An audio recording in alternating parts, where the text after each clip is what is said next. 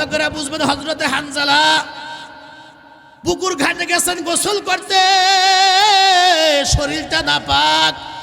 কে যেন বলে কুতিলা মুহাম্মদ, মুহাম্মদ শহীদ, মুহাম্মদকে হত্যা করা হয়েছে। হযরতে হানজালা ওখান থেকে একটা দৌড় দিলেন, বাসার মধ্যে ঢুকলেন, তরবারিটা হাতে নিয়ে রওনা দিলেন। পিছন দিক থেকে বিবি ডাকে যে আপনি যান কোথায়? কয় পয়গম্বর নাই, আমার পয়গম্বর দুনিয়াতে নাই, সুতরাং আমি গেলাম যুদ্ধের ময়দানে, বিবিরে দেখা হবে হাসরের ময়দানে, আমি আর হয়তো বা ফিরে আসবো না, ফিরে আসার নিয়ত নাই। বিবি এবার ডাক দিয়া কয় স্বামী গো, যুদ্ধে যাবেন তো অসুবিধা নাই, গোসল করে তারপরে পবিত্রতা অর্জন করে যান। এই সাহাবী দৌড়ায় আর বলে বিবিরে কার জন্য গোসল করব, নবী নাই। এই সাহাবী যখন দৌড়ায়া দৌড়ায়া যুদ্ধের ময়দানের দিকে যায়, এক পর্যায়ে যুদ্ধ যখন কমপ্লিট হয়ে গেল, আল্লাহর পয়গম্বর সাহাবায়ে কেরামদেরকে বললেন, তোমরা যারা মারা গেছেন, শহীদ হয়েছেন, লাশগুলি আলাদা করো, আর যারা বেঁচে আছেন আহত তাদেরকে আলাদা করো, সেবা দাও। ও দোস্ত, খুব ভালো করে বুঝবেন, কারণ শহীদদের ব্যাপারে মাসআলা হইল রক্তাক্ত অবস্থায় অঙ্গ প্রত্যঙ্গ আছে, আবার কতটা নাই। যে অবস্থায় একজন মানুষ দুনিয়া থেকে বিদায় হয়, শাহাদাত বরণ করে, ওই অবস্থায় কবরের মধ্যে রাখতে হয়, যেন কিয়ামতের ময়দানে যখন ইসরাফিল তৃতীয়বার সিংহার ভিতরে ফুৎকার দিয়ে দিবে, ওই সময় যেন রক্তাক্ত অবস্থায়, যে অবস্থায় কবরে রাখা হয়েছে, ওই অবস্থা উঠে উঠে আল্লাহর সামনে কিয়ামতের ময়দানে দাঁড়াবে। আর আল্লাহ রাব্বুল আলামিন বলবে, দেখো আমার এই বান্দারা দুনিয়াতে আমার ধর্ম, আমার কোরআন দিনকে প্রতিষ্ঠিত করতে গিয়া যুদ্ধ করতে করতে এরা শাহাদাত বরণ করেছেন রক্তাক্ত অবস্থায়, এদের বিনা হিসাবে বিনা বিচারে আল্লাহ রাব্বুল আলামিন ওই দিন জান্নাত দান করবেন। আল্লাহর পয়গম্বর বলেন, এদেরকে বিনা গোসলে জানাজা পড়ে কবর দিতে হবে। প্রিপারেশন চলতেছিল, একজন মহিলা দৌড়ে আসে, আল্লাহর পয়গম্বরের পাশে দাঁড়ায় সালাম আনতে ডাক দেয়, বলে হুজুর আমার স্বামী তো জীবিতদের মধ্যে দেখি না,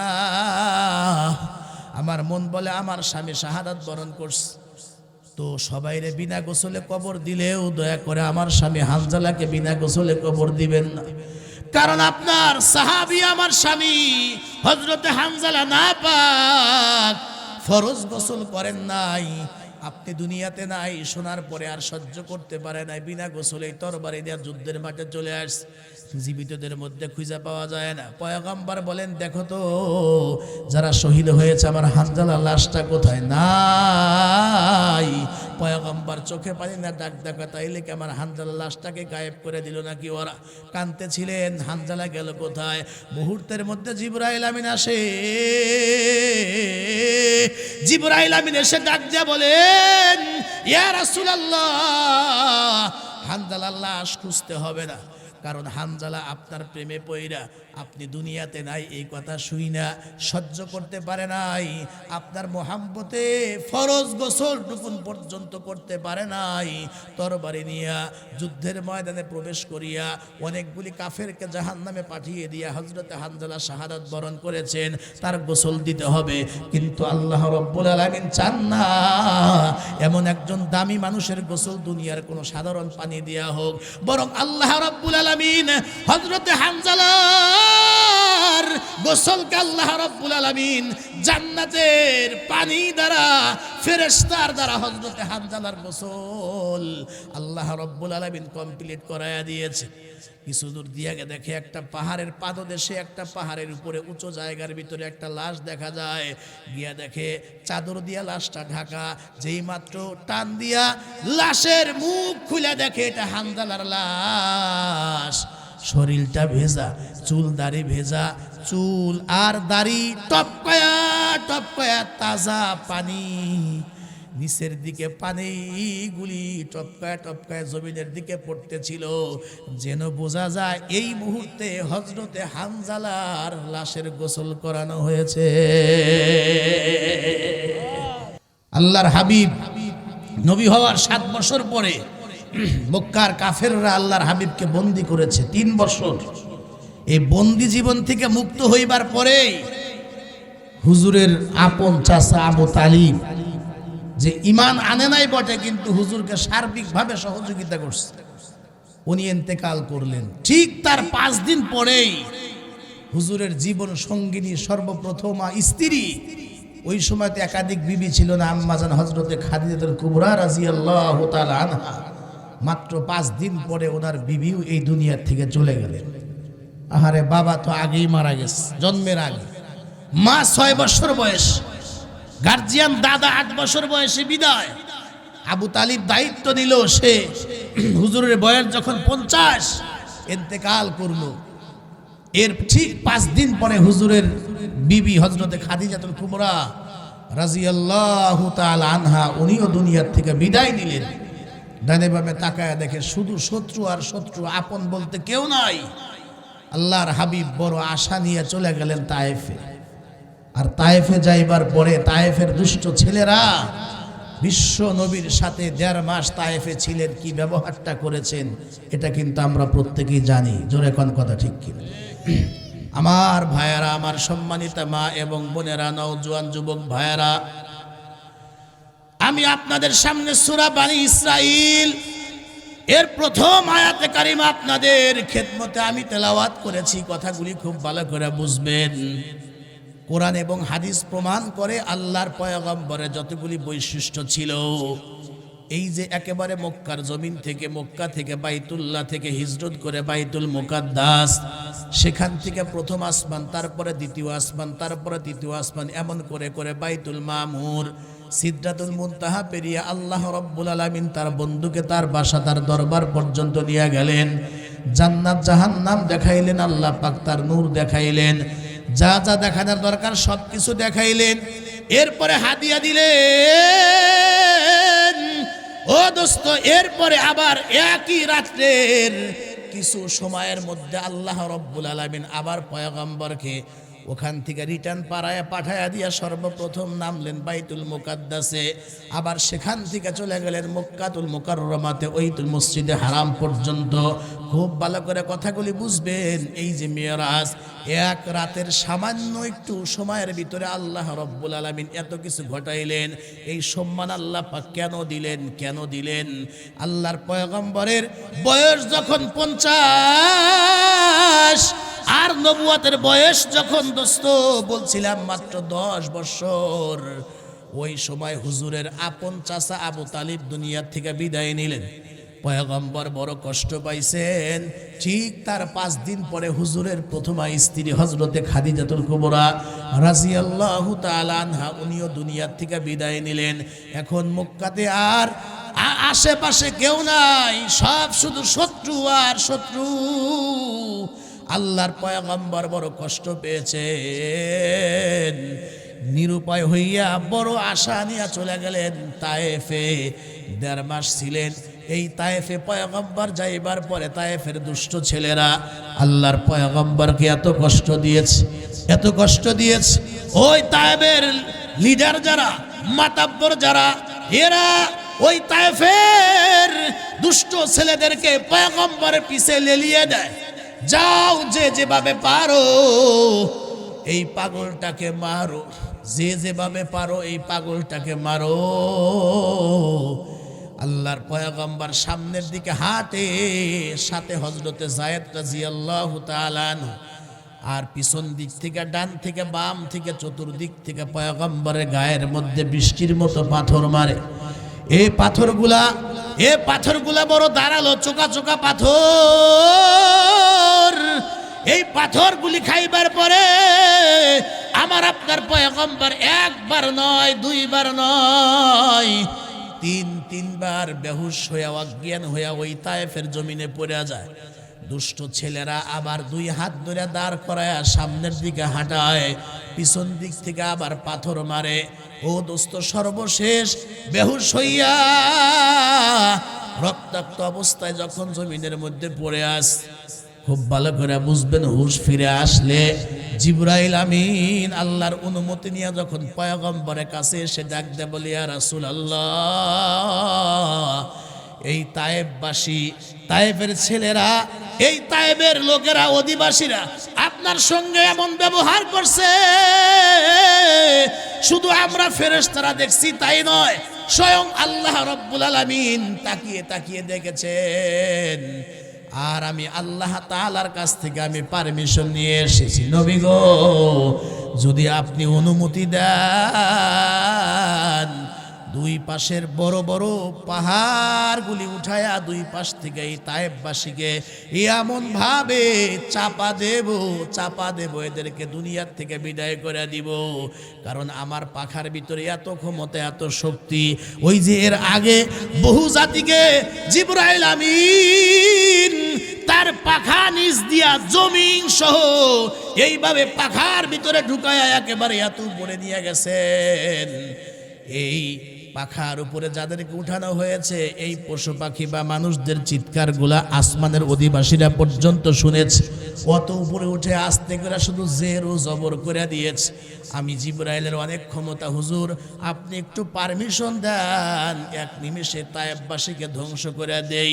আল্লাহর পয়গম্বর তখন ডাক দিয়া কয়, জিবরাইল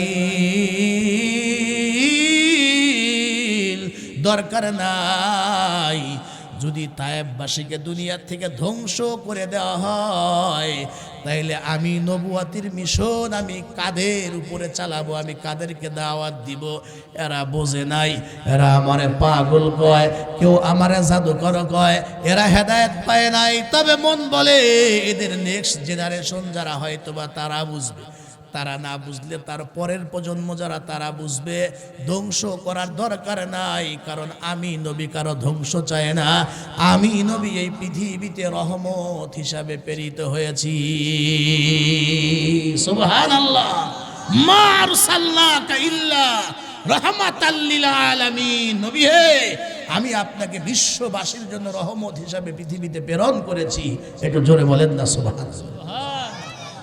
তিনবার বেহুশ করার পরেও জিবরাইল আমিন এসে বলে, হুজুর বলেন এদেরকে ধ্বংস করে দেখায় না, আমি দোয়া করি আল্লাহ যেন তাদেরকে হেদায়েত দান করে। আমি ধ্বংস চাই না, আমি রহমত হিসাবে পৃথিবীতে প্রেরিত হয়েছি। একটু জোরে বলেন না সুবহানাল্লাহ। 1.5 মাস পরে তায়েব থেকে যখন ব্যর্থ হয়ে রক্তাক্ত অবস্থা যখন মক্কাতে আসলেন, খেয়াল করেন মেরাজ কেন হয়েছে। মক্কাতে আসার পরে মক্কার লোকজন যখন এই খবর শুনতে পায় মুহাম্মদ নাকি তায়েফ থেকে রিটার্ন ফিরে আসছে, মার খায় আসছে, এখন এরা শোনায় বলে, কি ব্যাপার মুহাম্মদ, তোমারে নাকি তোমার রব তোমার আল্লাহ এত সম্মান দিয়েছে, সম্মানই যদি হয় তাহলে এত মার খাও কেন? মক্কাতেও শত্রু মার, তায়েফে গিয়েছো সেখানেও ছোট ছোট বাচ্চাদের হাতে মার খেয়ে আসছো, তোমারে তো তোমার আল্লাহ ভুলে গেছে, তোমার আবার কিসের সম্মান? কোথায় তো তোমার সম্মান নাই। মুহূর্তের মধ্যে আল্লাহ রব্বুল আলামিন ডাক দিয়া কয়, জিবরাইল, এ মিকাইল, আজকে রাত্রে যাবি আমার পয়গম্বরের ব্যাপারে মক্কার ডাকাতেরা, এই চোরেরা আর এই কাফেররা, এরা ছোট লোকেরা, এরা বলে আমি নাকি আমার নবীকে ভুলে গেছি, আজকে রাত্রে বুঝাইয়া দিব, এমন সম্মান আমি তাকে দেব, তামাম বিশ্বের মানুষ দেখবে যে আমি আমার নবীকে কত সম্মান দিয়েছি, আজকে মেরাজ ঘটাইয়া দিব। একটু আওয়াজ দে জোরে কন্যা সুবহানাল্লাহ। আহা, চাচা নাই, 5 দিন পরে বিবি নাই, তায়েব গেলেন, আল্লাহর হাবিব রক্তাক্ত অবস্থায় ফিরে আসছে। এমন পাথর দিয়েছে আল্লাহর হাবিব নবী, এই কি বলে আম্মাজান হজরতে খাদিজা দুনিয়া থেকে বিদায় হওয়ার পরে ঘটনা। এরপরে আম্মাজান হজরতে আয়েশা সিদ্দিকা বহু পরে গিয়ে একদিন হুজুরের শরীরের মধ্যে তেল মালিশ করতেছিল।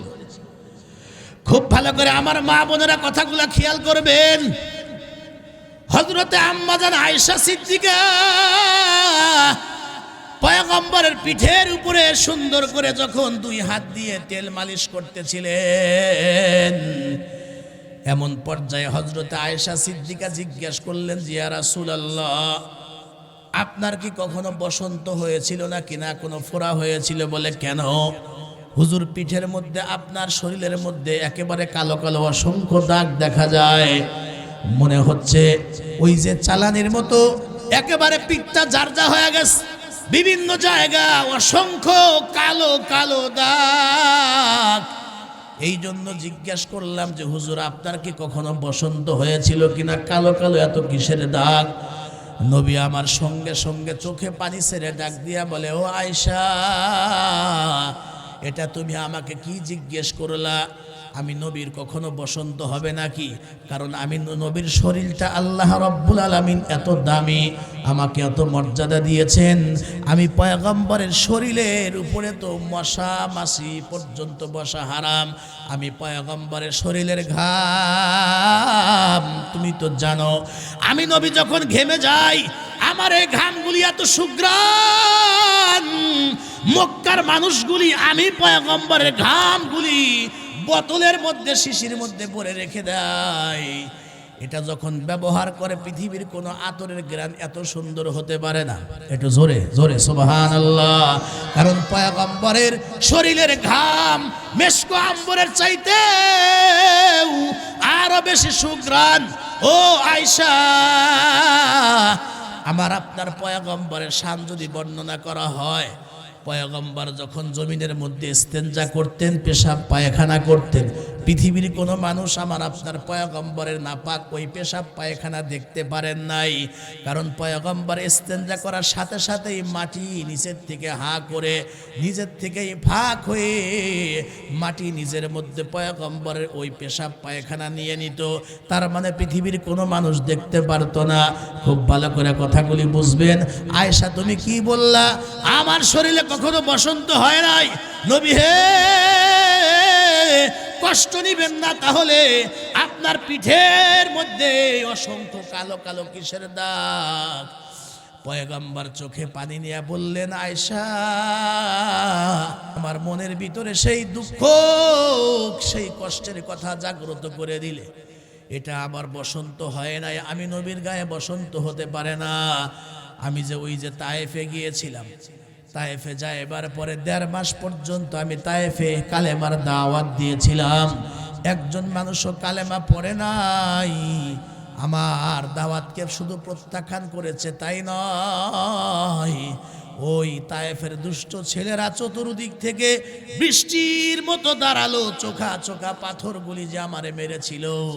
আয়েশা, পিঠের মধ্যে যে কালো দাগগুলি দেখতে পাও, এগুলা হলো ওই তায়েফের দুষ্ট ছেলেদের ঢিলের পাথরের দাগ। সুবহানাল্লাহ। আয়েশা, কিয়ামতের ময়দানে আমার উম্মত যখন থেকে যাবে, আমার উম্মতের নাজাতের জন্য আল্লাহর সামনে আমি আমার পিঠের জুব্বাটা উঠায়া, কাপড়টা উঠায়া আমি আল্লাহরে দেখাবো উম্মতের জন্য আমি কি করছি। সুবহানাল্লাহ। এই উম্মতকে দেখাবো আমি। এজন্য নবীর উম্মতেরা খেয়াল করেন, আমার আপনার পয়গম্বর কিয়ামতের ময়দানে পিঠের জুব্বা বা কাপড়টা উঠায়া উম্মতকে দেখাবে। উম্মত দেখো তাকায়া, তোমাদের জন্য আমি কেমন কষ্ট করেছি। আল্লাহকে দেখাবে, দেখায়া উম্মতের জন্য সুপারিশ করতে থাকবে। খুব ভালো করে কথাগুলি বুঝবেন। আমি বলতেছিলাম, আল্লাহ রব্বুল আলামিন সঙ্গে সঙ্গে জিবরাইল আর মিকাইলকে ডাক দিয়া কয়, জিবরাইল মিকাইলের সাথে নিবি, তাড়াতাড়ি করে আসরে রাত্রে যাবি। আমার পয়গম্বর একটা সফর ঘটাবো। অল্প সময়ের ভিতরে সর্বপ্রথম আমার হাবিব আমার বন্ধুকে নিয়ে আসবি, মসজিদে হারাম থেকে টান দিয়া নিয়ে আসবি সর্বপ্রথম বাইতুল মুকাদ্দাসে, ওই ফিলিস্তিনে। এই জায়গার মধ্যে ইমামতি করবে আমার পয়গম্বর। অসংখ্য হযরত আদম আলাইহিস সালাম থেকে শুরু করে ঈসা পয়গম্বর পর্যন্ত সকল পয়গম্বররা সেখানে উপস্থিত থাকবে। আর আমার আপনার পয়গম্বর সেখানে ইমামতি করবেন। খুব ভালো করে বুঝবেন, তামাম দুনিয়ার সকল পয়গম্বররা ছিলেন উম্মতের পয়গম্বর, উম্মতের নবী। আর আমার আপনার পয়গম্বর শুধু উম্মতের নবী নন আর রাসূল নন, বরং আমার আপনার পয়গম্বর ছিলেন নবীদেরও নবী, ইমামদেরও ইমাম। আমার আপনার নবীকে বলা হয় ইমামুল মুরসালিন। এজন্য এই মেরাজের রাত্রে বাইতুল মুকাদ্দাসে সকল পয়গম্বরদেরকে মুসল্লি বানায়া পিছনে দাঁড় করায়া মুহাম্মদুর রাসূলুল্লাহ সাল্লাল্লাহু আলাইহি ওয়াসাল্লামকে সামনে দাঁড় করায়া ইমামতির মুসাল্লায় দাঁড় করায়া আল্লাহ প্রমাণ করে দিলেন, আপনি শুধু উম্মতের নবী নন, আপনি নবীদেরও নবী, আপনি রাসূলদেরও রাসূল, ইমাম, আপনি হলেন ইমামুল মুরসালিন। সুবহানাল্লাহ।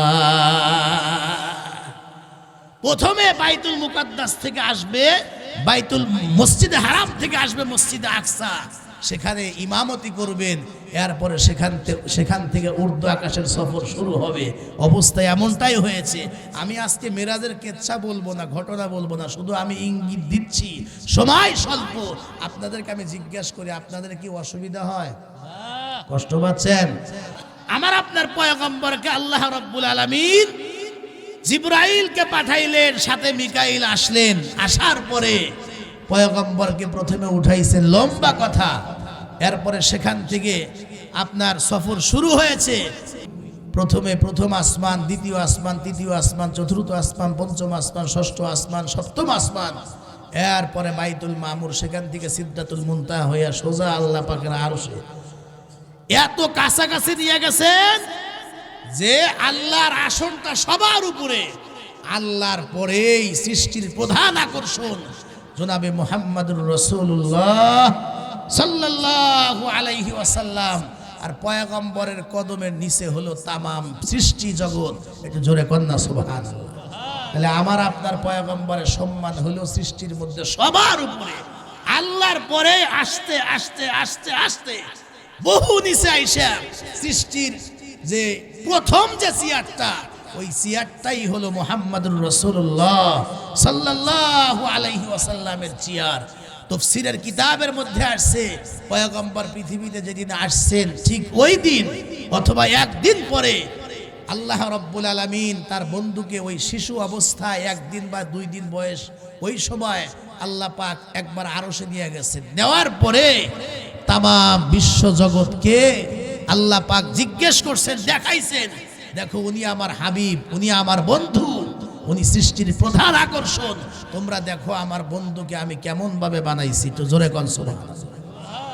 খুব ভালো করে কথাগুলি বুঝবেন। তাফসীরের কিতাবের মধ্যে আসছে,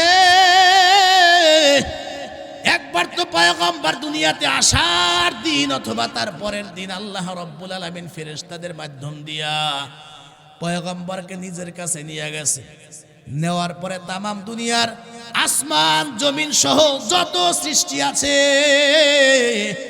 পয়গম্বরের গুণ বর্ণনা করে আল্লাহ রাব্বুল আলামিন বলে, দেখো এ আমার হাবিব, এ আমার বন্ধু, আর আমি তার বন্ধু।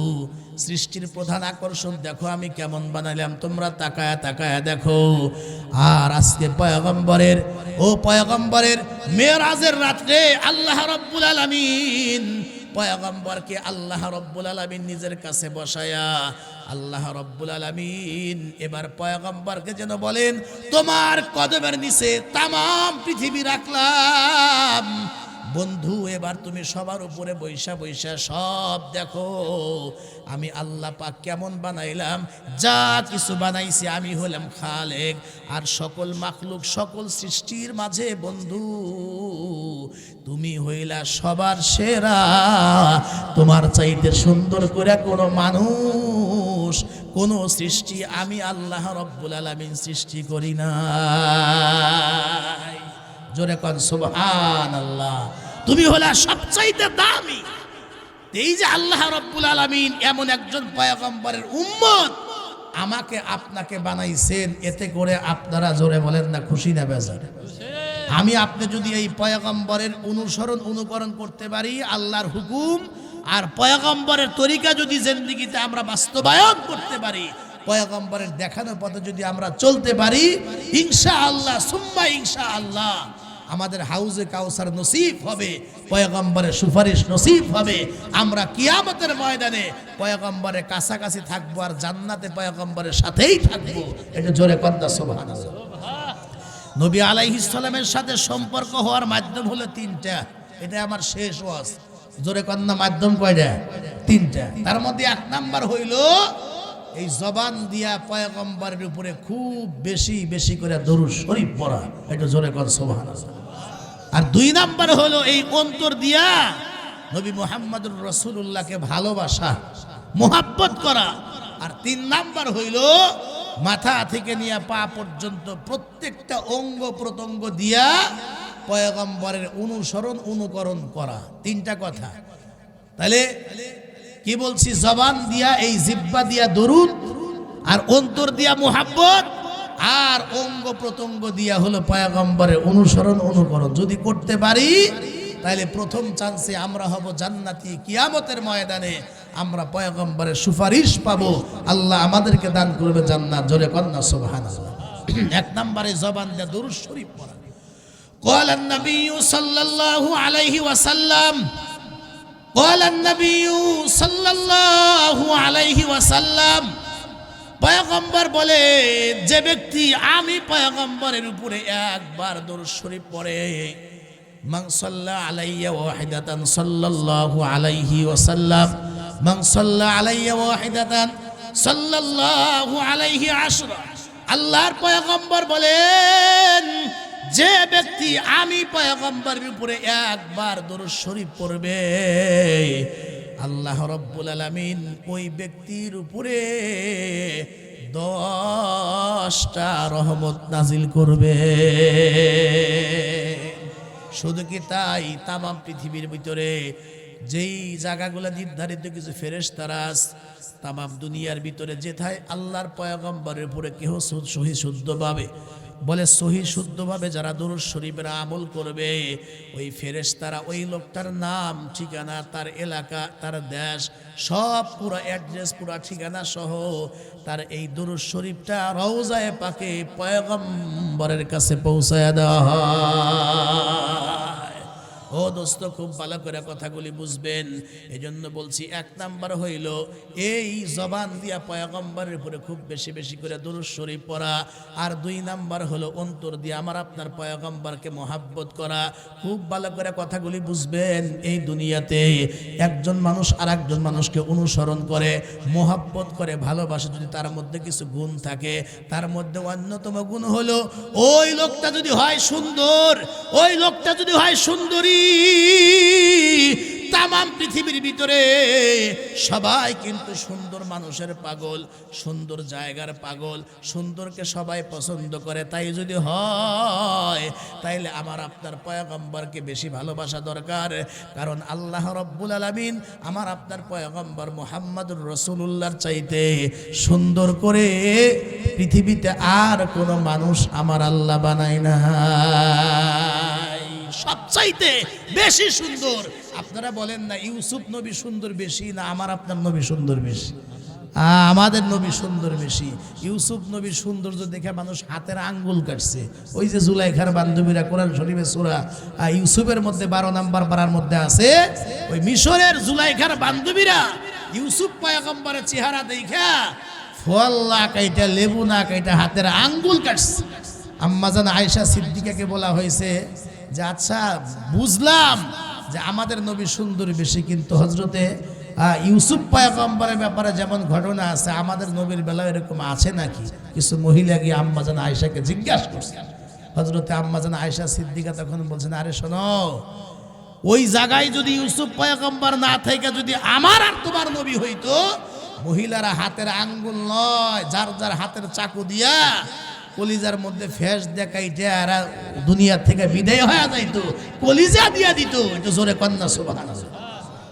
তবে আমার আপনার পয়গম্বরের সৌন্দর্যের উপরে একটা পর্দা ফেলানো হইতো, পর্দা দেওয়া হইতো, মাঝে মাঝে খোলা হইছে। যতবার খোলা হয়েছে ততবার যে দেখছে জ্ঞান ঠিক রাখতে পারে নাই। আল্লাহু আকবার। মানুষ এত সুন্দর হয় কিভাবে? জোরে কন্যা সুবহানাল্লাহ। ওই জন্য আল্লাহর নবীর এক সাহাবী মসজিদের সামনে এসে বেহুশ হয়ে পড়ে গেছে। তো জ্ঞান ফিরে আসলে লোকজন সেবা করার পরে পানি ঢালছে, জ্ঞান ফিরে আসছে, বলে ভাই হঠাৎ করে বেহুশ হয়ে গেল। কিয়ামত তো হয়ে গেছে। কিয়ামত কিভাবে হইল? যে আসমানের চাঁদ যে খুলে জমিনে পড়ছে, আর কোরআনের মধ্যে আছে কিয়ামতের আগে চাঁদ খুলে পড়বে। সাহাবায়ে কেরাম লক্ষ্য করে ডাক দেয়া বলে, ভাই তোমার কি মাথা ঠিক আছে? তাকায় দেখো, ওই যে আসমানের চাঁদ, তো আসমানে ঠিকই আছে। এই সাহাবী ডাক দেয়া কয়, তাইলে আমি মসজিদের মধ্যে ওটা কি দেখলাম? সবাই একসঙ্গে মসজিদের ভিতরে তাকায় দেখে, আর কেউ নন, আমার আপনার পয়গম্বর মসজিদের মেঝের ভিতরে মেহরাবের পাশে বসা। মনে হচ্ছে আসমানের চাঁদটা খুইলাই মসজিদের মধ্যে পড়ে রইছে। একবার এক সাহাবী বয়ান চলতেছে, শ্রোতাদের কাতারেও বসে নাই, স্টেজেও বসে না, পাশে এসে দাঁড়ায় নবীর চেহারা একবার দেখে, আবার উপরের দিকে তাকায়। নবী আবার জিজ্ঞেস করলেন, সাহাবী দৌড়ে আসলা, বসো না, পাশে দাঁড়ায়া উপরের দিকে একবার তাকাও, আবার দেখি আমার দিকে তাকাও, কারণটা কি? এই সাহাবী ডাক দেয়া বলে, হুজুর আমি আসমানের চাঁদ দেখি, আবার আপনাকে দেখি, দেখি আসমানের চাঁদ বেশি সুন্দর নাকি আপনি বেশি সুন্দর, কিন্তু ইয়া রাসূলুল্লাহ আমি বারবার বারবার আপনার চেহারার দিকে তাকাই আর চাঁদের দিকে তাকায়া অনুমান করে বুঝলাম নবী হে, আসমানের চাঁদের মধ্যে কালো কালো কি যেন কালিমার দাগ দেখা যায়, কিন্তু নবী হে আপনার চেহারার মধ্যে কোনো কালিমার দাগ নাই। আমি বুঝলাম ওই আসমানের চাঁদের চাইতে নবী গো আপনি হাজার হাজার গুণ বেশি সুন্দর। একজন মানুষ আর একজন মানুষকে ভালোবাসার যতগুলা গুণ থাকে তার মধ্যে অন্যতম গুণ হলো সুন্দর। এই দিক দিয়ে যদি বিবেচনা করি তাহলে পয়গম্বর হলো তামাম দুনিয়ার ভিতরে সবচাইতে বেশি সুন্দর। এজন্য ওই নবীর অনুসরণ অনুকরণ করা।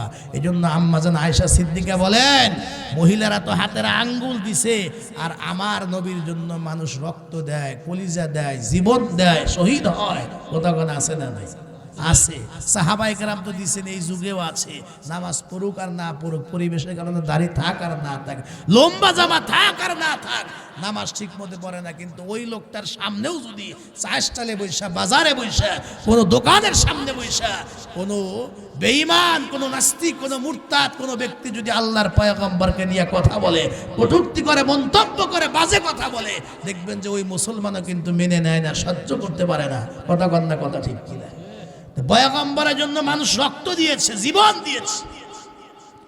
হাদিস শরীফের মধ্যে আছে হযরতে হানজালা রাদিয়াল্লাহু তাআলা বিয়ে করছেন, নতুন বাসর হয়েছে, গোসলে যাচ্ছেন, তো পুকুর পাড়ে লুঙ্গি গামছা সাবান নিয়ে গোসলে নামবেন, কে যেন রাস্তা দিয়ে যায় আর কয়, কুতিলা মুহাম্মাদুর রাসূলুল্লাহকে শহীদ করা হয়েছে। হযরতে হানজালা এই কথা শোনার পরে উনি ঘাট থেকে উঠলেন, দৌড় দিলেন, বিবিরে ডাক ডাকে, বিবি আমার তরবারিটা দাও, আমি যুদ্ধের ময়দানে যেতে চাই। জোরে কন্যা সুবহানাল্লাহ। খুব ভালো করে বুঝবেন, হযরতে হানজালা পুকুর ঘাটে গেছেন গোসল করতে, শরীরটা নাপাক, কে যেন বলে কুতিলা মুহাম্মদ শহীদ, মুহাম্মদকে হত্যা করা হয়েছে। হযরতে হানজালা ওখান থেকে একটা দৌড় দিলেন, বাসার মধ্যে ঢুকলেন, তরবারিটা হাতে নিয়ে রওনা দিলেন। পিছন দিক থেকে বিবি ডাকে যে আপনি যান কোথায়? কয় পয়গম্বর নাই, আমার পয়গম্বর দুনিয়াতে নাই, সুতরাং আমি গেলাম যুদ্ধের ময়দানে, বিবিরে দেখা হবে হাসরের ময়দানে, আমি আর হয়তো বা ফিরে আসবো না, ফিরে আসার নিয়ত নাই। বিবি এবার ডাক দিয়া কয়, স্বামী গো যুদ্ধে যাবেন তো অসুবিধা নাই, গোসল করে তারপরে পবিত্রতা অর্জন করে যান। এই সাহাবী দৌড়ায় আর বলে, বিবিরে কার জন্য গোসল করব? নবী নাই। এই সাহাবী যখন দৌড়ায়া দৌড়ায়া যুদ্ধের ময়দানের দিকে যায়, এক পর্যায়ে যুদ্ধ যখন কমপ্লিট হয়ে গেল, আল্লাহর পয়গম্বর সাহাবায়ে কেরামদেরকে বললেন, তোমরা যারা মারা গেছেন, শহীদ হয়েছেন, লাশগুলি আলাদা করো, আর যারা বেঁচে আছেন আহত তাদেরকে আলাদা করো, সেবা দাও। ও দোস্ত খুব ভালো করে বুঝবেন, কারণ শহীদদের ব্যাপারে মাসআলা হইল রক্তাক্ত অবস্থায় অঙ্গ প্রত্যঙ্গ আছে, আবার কতটা নাই, যে অবস্থায় একজন মানুষ দুনিয়া থেকে বিদায় হয়, শাহাদাত বরণ করে, ওই অবস্থায় কবরের মধ্যে রাখতে হয়, যেন কিয়ামতের ময়দানে যখন ইসরাফিল তৃতীয়বার সিংহার ভিতরে ফুৎকার দিয়ে দিবে, ওই সময় যেন রক্তাক্ত অবস্থায়, যে অবস্থায় কবরে রাখা হয়েছে, ওই অবস্থা উঠে উঠে আল্লাহর সামনে কিয়ামতের ময়দানে দাঁড়াবে। আর আল্লাহ রাব্বুল আলামিন বলবে, দেখো আমার এই বান্দারা দুনিয়াতে আমার ধর্ম, আমার কোরআন দিনকে প্রতিষ্ঠিত করতে গিয়া যুদ্ধ করতে করতে এরা শাহাদাত বরণ করেছেন রক্তাক্ত অবস্থায়, এদের বিনা হিসাবে, বিনা বিচারে আল্লাহ রাব্বুল আলামিন ওই দিন জান্নাত দান করবেন। আল্লাহর পয়গম্বর বলেন, এদেরকে বিনা গোসলে জানাজা পড়ে কবর দিতে হবে। প্রিপারেশন চলতেছিল, একজন মহিলা দৌড়ে আসে, আল্লাহর পয়গম্বরের পাশে দাঁড়ায় সালাম আনতে ডাক দেয়, বলে, হুজুর আমার স্বামী তো জীবিতদের মধ্যে দেখি না, আমার মন বলে আমার স্বামী শাহাদাত বরণ করছে, তো সবাইরে বিনা গোসলে কবর দিলেও দয়া করে আমার স্বামী হানজালাকে বিনা গোসলে কবর দিবেন না, কারণ আপনার সাহাবী আমার স্বামী হযরতে হানজালা নাপাক, ফরজ গোসল করেন নাই, আপনি দুনিয়াতে নাই, শোনার পরে আর সহ্য করতে পারে নাই, বিনা গোসলে তরবারি দিয়ে যুদ্ধের মাঠে চলে আসছে। জীবিতদের মধ্যে খুঁজে পাওয়া যায় না। পয়গম্বর বলেন, দেখো তো যারা শহীদ হয়েছে আমার হানজালার লাশটা কোথায়? নাই। পয়গম্বর চোখে পানি না ডাক ডাকা, তাইলে কি আমার হানজালার লাশটাকে গায়েব করে দিল নাকি ওরা? কাঁদতেছিলেন, হানজালা গেল কোথায়? মুহূর্তের মধ্যে জিবরাইল আমিন আসে। জিবরাইল আমিন এসে ডাক দিয়া বলেন, ইয়া রাসূলুল্লাহ, হানজালার লাশ খুঁজতে হবে না, কারণ হানজালা আপনার প্রেমে পইরা আপনি দুনিয়াতে নাই এই কথা শুই না সহ্য করতে পারে নাই, আপনার মোহাম্মতে ফরজ গোসল টুকুন পর্যন্ত করতে পারে নাই। তরবারি নিয়া যুদ্ধের ময়দানে প্রবেশ করিয়া অনেকগুলি কাফেরকে জাহান্নামে পাঠিয়ে দিয়া হযরতে হানজালা শাহাদাত বরণ করেছেন, তার গোসল দিতে হবে। কিন্তু আল্লাহ রাব্বুল আলামিন চান না এমন একজন দামি মানুষের গোসল দুনিয়ার কোনো সাধারণ পানি দিয়া হোক, বরং আল্লাহ রাব্বুল আলামিন হযরতে হানজালার গোসলকে আল্লাহ রাব্বুল আলামিন জান্নাতের পানি দ্বারা ফেরেশতার দ্বারা হযরতে হানজালার গোসল আল্লাহ রাব্বুল আলামিন কমপ্লিট করায়া দিয়েছে। কিছু দূর দিয়ে দেখে একটা পাহাড়ের পাদদেশে, একটা পাহাড়ের উপরে উঁচু জায়গার ভিতরে একটা লাশ দেখা যায়। গিয়া দেখে চাদর দিয়া লাশটা ঢাকা, যেই মাত্র টান দিয়া লাশের মুখ খুলে দেখে এটা হানজালার লাশ। শরীরটা ভেজা, চুল দাড়ি ভেজা, চুল আর দাড়ি টপকায়া টপকায়া তাজা পানি, নিচের দিকে পানিগুলি টপকায় টপকায় জমিনের দিকে পড়তেছিল, যেন বোঝা যায় এই মুহূর্তে হযরতে হানজালার লাশের গোসল করানো হয়েছে। খুব ভালো করে বুঝবেন, রজবের চাঁদ উদয় হওয়া মানে ওই দোয়া বেশি বেশি করে পড়া এবং ইবাদত দিকে মনোযোগী হওয়া। ইবাদতের মধ্যে গুরুত্বপূর্ণ ইবাদত যেটা ইমানের পরে তার নাম হলো নামাজ। আর আমরা এই কথা প্রত্যেকেই জানি, এই মেরাজের মাধ্যম দিয়ে আল্লাহ রাব্বুল আলামিন নামাজ এই উম্মতকে দিয়েছেন। আর নামাজের জামাত যেই জায়গায় হয়, যেথায় সেজদা হয়, ওই জায়গার নাম হলো মসজিদ। ওই মসজিদের উদ্যোগে আমরা মাহফিলে মসজিদের মাঠে বসছি। আমরা এখানে অনেকগুলি ভাইয়েরা বসে গিয়েছি, আমার মা বোনেরা হয়তো বা বয়ান শুনতেছেন।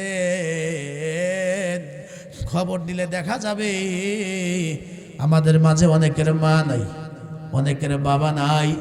মা যার নাই, বাবা যার নাই, কোনোদিন আর মাকে মা বলে, আব্বাকে আব্বা বলে একটা ডাক দেওয়ার সুযোগ নাই। আল্লাহ রাব্বুল আলামিন কোরআনে হাকিমের মধ্যে বলেন, ক্বাযা রাব্বুকা আল্লা তা'বুদু ইল্লা ইয়াহু ওয়া বিল ওয়ালিদাইনি ইহসানা। আল্লাহ পাক বলেন, এটাই তোমার প্রভুর পক্ষ থেকে চূড়ান্ত সিদ্ধান্ত, আল্লাহ ছাড়া আর কারো ইবাদত চলবে না। ইবাদত করতে হবে একমাত্র, জোরে বলেন কার? এরপরে ওয়াবিল ওয়ালিদাইনি ইহসানা, আল্লাহ রাব্বুল আলামিন বলেন 2 নাম্বার তোমাদের দায়িত্ব। আল্লাহর পক্ষ থেকে আরেকটা সিদ্ধান্ত হইল, তোমরা তোমাদের আব্বা আমার সঙ্গে সৎ ব্যবহার করো, ভালো ব্যবহার করো। একই লাইনে একই আয়াতে আল্লাহর ইবাদত, মা বাবার খেদমত। কারণটা কি? অনেকগুলি তাফসীর আছে, তার মধ্যে একটা তাফসীর হলো এমন, বান্দা হিসাবে আল্লাহকে যেমন মৃত্যু পর্যন্ত ভোলা যায় না, ঠিক একইভাবে কোনো সন্তান তার মা বাবাকেও মরণ পর্যন্ত ভুলতে পারবে না। সন্তান, তুমি তোমার জীবনের শেষ মুহূর্ত পর্যন্ত তুমি তোমার আব্বা মাকে ভুলতে পারবে না। তার কারণ হইল, বেঁচে থাকতেও তোমার আব্বা মার কিছু হক আছে, আদায় করো। যেদিন থেকে আব্বা মা কবরে চলে যাবে, ওই দিন থেকে তোমার স্কান্দে নতুন ভাবে 6 থেকে 7টা হক শুরু হয়ে যায়। তার মধ্যে অন্যতম হক হলো পিতামাতার প্রতি সন্তানদের দায়িত্ব কর্তব্যের ভিতরে অন্যতম মা বাবার হক হইল, যাদের মা বাবা কবরে আছে, আপনজন কবরে আছে, নেক আমল করে করে সন্তান আব্বা আমার কবরে পৌঁছাবে।